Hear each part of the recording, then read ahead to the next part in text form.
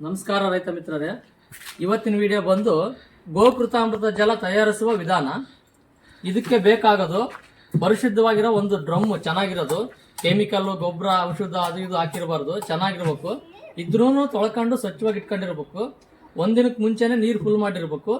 ನೀರಿಗೆ ಕ್ಯಾಪ್ ಹಾಕಿ ತಿರುವಂಗಿಲ್ಲ, ನೀರು ಏರಾಡಬೇಕು. ಯಾವುದಾದ್ರೂ ಕಾಟನ್ ಬಟ್ಟೆ ಹಾಕಿ ಮೇಲೆ ಕ್ಯಾಪ್ ಇಡಬೇಕು. ಫಸ್ಟ್ನೇದು ಇದಕ್ಕೆ ಬೇಕಾಗೋದು ಗೋಕೃತಾಮೃತ ಜಲ ಮದರ್ ಕಲ್ಚರ್ ಬೇಕಾಗುತ್ತೆ 2 ಲೀಟ್ರು. 200 ಲೀಟ್ರಿಗೆ ಆದರೆ 200 ಲೀಟ್ರ್ ಡ್ರಮ್ಮಿಗೆ ಸಣ್ಣ ಡ್ರಮ್ಮಿಗೆ ಮಾಡೋ ರೈತರಿದ್ರೆ 1 ಡ್ರಮ್ಮಿಗೆ 1 ಲೀಟ್ರ್ ಮದರ್ ಕಲ್ಚರ್ ಹಾಕ್ಬೇಕು. 2 ಲೀಟ್ರು ನಾಟಿ ಹಾಕೊಳ್ಳೋದು ಮಜ್ಜಿಗೆ ಹಾಕ್ಬೇಕು. ಇವ್ರು ನಾಟಿ ಹಾಕೊಳ್ಳೋದು ಮಜ್ಜಿಗೆ ಹಾಕ್ಬೇಕು. ಇವು ಸೀಮೆ ಹಸ್ದವು ಎಮ್ಮೆವು ಬರಲ್ಲ ಗೋಕೃತಾಮೃತ ಜಲಕ್ಕೆ. 200 ಲೀಟ್ರ್ ಡ್ರಮ್ಮಿಗೆ 2 kg ಆರ್ಗ್ಯಾನಿಕ್ ಬೆಲ್ಲ ಬೇಕು. ನಾವೀಗ 500 ಲೀಟ್ರಿಗೆ ಮಾಡ್ತಾ ಇರೋದು. 500 ಲೀಟ್ರಿಗೆ ಬಂದ್ಬಿಟ್ಟು 6 kg ಬೆಲ್ಲ ತಗೊಂಡಿದ್ವಿ, 6 ಲೀಟ್ರು ಮಜ್ಜಿಗೆ ತಗೊಂಡಿದ್ವಿ, 2 ಲೀಟ್ರು ಮದರ್ ಕಲ್ಚರ್ ತಗೊಂಡಿದ್ವಿ.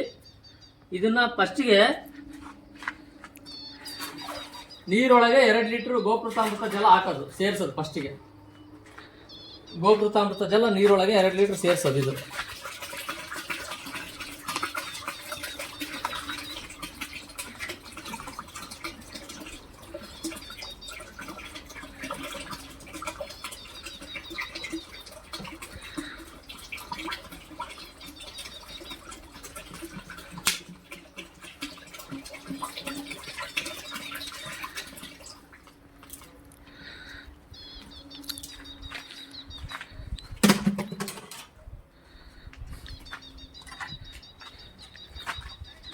ಇದಾದ್ಮೇಲೆ ಮಜ್ಜಿಗೆ ಹಾಕೋದು 2ನೇದಾಗಿ.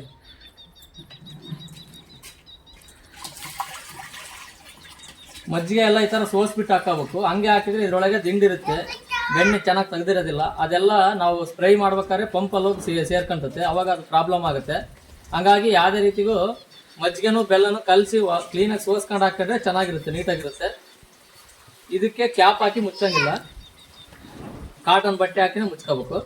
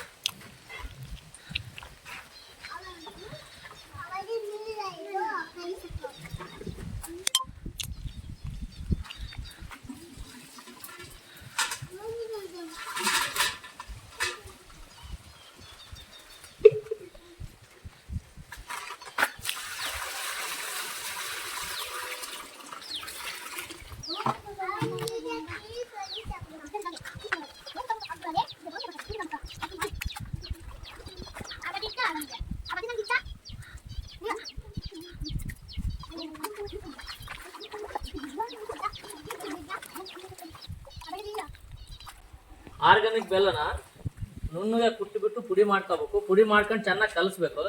ಕಲಿಸಿದಾದ್ಮೇಲೆ ಅದನ್ನು ಈ ಥರ ಮಜ್ಜಿಗೆ ಸೋಸ್ಕೊಂಡ್ರೆ ನಾವು ಸ್ಪ್ರೇ ಹೊಡಿಬೇಕಾದ್ರೆ ಪಂಪ್ ಒಳಗೆ ಏನು ಗಲೀಜು ಬಂದು ಸಿಕ್ಕಲ್ಲ.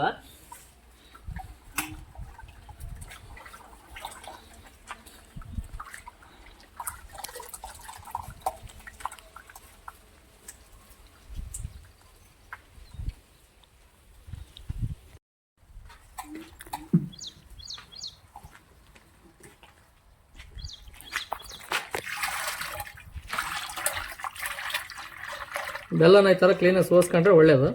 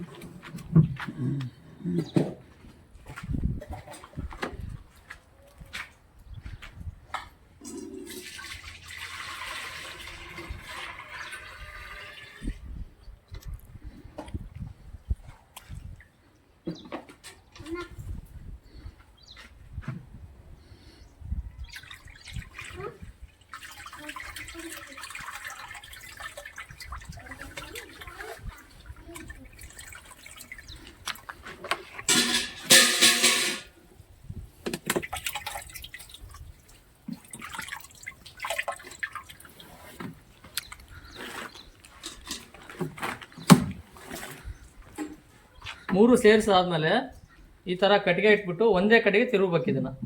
ಹಿಂಗೆ ಒಂದು 2 ನಿಮಿಷ 3 ನಿಮಿಷ ಹಿಂಗೆ ಒಂದೇ ಕಡೆ ಸೇರಂಗೆ ತಿರುಗಬೇಕು, ಹಿಂಗೆ ಕಲಿಯಂಗೆ ಚೆನ್ನಾಗಿ ಮಿಕ್ಸ್ ಆಗಂಗೆ. ಇದನ್ನು ಬೆಳಗ್ಗೆ ಒಂದು ಸಾರಿ, ಮಧ್ಯಾಹ್ನ ಒಂದು ಸಾರಿ, ಸಂಜೆ ಒಂದು ಸಾರಿ, 3 ಟೈಮು ಇಲ್ಲ 2 ಟೈಮ್ ಆದರೂ ತಿರುಗಬೇಕು. 7 ದಿನಕ್ಕೆ ನಮಗೆ 500 ಲೀಟ್ರ್ ಪೂರ್ತಿ ಗೋಕೃತಾಮೃತ ಜಲ ರೆಡಿ ಆಗುತ್ತೆ. 7 ದಿನ ರೆಡಿ ಆದಮೇಲೆ ಒಂದು ಡ್ರಮ್ಮಿಗೆ 2ರಿಂದ 3 ಲೀಟ್ರ್ ಹಾಕ್ಕೊಂಡು ಬಳಸ್ಕೋಬೋದು. ಯಾವುದೇ ಪೈರಿಗಿದ್ರು ಬಳಸ್ಕೋಬೋದು ಸ್ಪ್ರೈ ಹೊಡೆಯೋದಕ್ಕೆ. ಇದು ನಮಗೆ ಮೆಡಿಸಿನ್ ಆಗಿನೂ ಕೆಲಸ ಮಾಡುತ್ತೆ, ಗ್ರೋತ್ ಪ್ರಮೋಟರ್ ಆಗಿನೂ ಕೆಲಸ ಮಾಡುತ್ತೆ. ಅದಾದಮೇಲೆ ಜಮೀನಿಗೆ ಬಿಡ್ತೀವಿ ಅಂದರೆ 1 ಎಕರೆಗೆ ಫಸ್ಟಿಗೆ 1000 ಲೀಟ್ರ್ ಬಿಡಬೇಕು 1 ಎಕರೆಗೆ. ಆಮೇಲೆ 500 ಲೀಟ್ರ್ 200 ಲೀಟ್ರಾಗಿ ಬಿಟ್ಕೋಬೋದು. ಭಾಳ ಜಮೀನಿರೋರು ದೊಡ್ಡ ಪ್ರಮಾಣದಲ್ಲಿ ಮಾಡ್ಬೋದು. ಗೊಬ್ಬರ ಔಷಧಿ ಸಾಲಿಬಾಲು ಏನು ಬೇಕಾಗಲ್ಲ. ಕಡಿಮೆ ಇರೋರು ಸಣ್ಣದಾಗಿ ಮಾಡ್ಕೊಂಡ್ರು ಮಾಡ್ಬೋದು. ನಾವು 2 ಎಕರೆ ತಮಟೆಗೆ ಮಾಡಿದ್ವಿ. ಗೋಕೃತಾಮೃತ ಜಲ, ಜೀವಾಮೃತ ಅವೆರಡೇ ಮಾಡಿದ್ದು. ಅವೆರಡು ಮಾಡಿ ನಾವು ಯಾವ ಗೊಬ್ಬರನೂ ಹಾಕಿರಲಿಲ್ಲ. ಚೆನ್ನಾಗಿ ಬಂತು ಬೆಳೆನು.